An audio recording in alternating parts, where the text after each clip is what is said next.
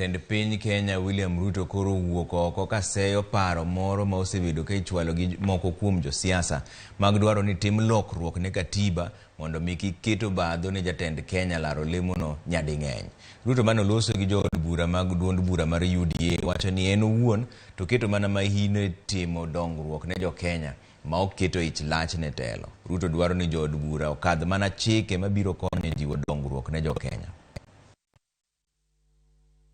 Make use of the floor of the House, make use of any other fora to make sure that you push the agenda of your political formation, you push the agenda for your constituents, you push the agenda for your government, while enjoying that freedom. And I will not ask anybody not to say whatever they want to say. But on matters changing the constitution,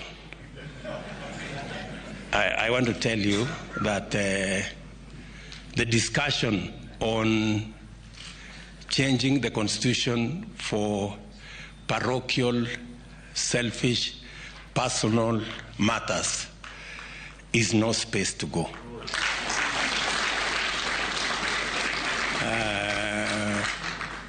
I want to be very clear that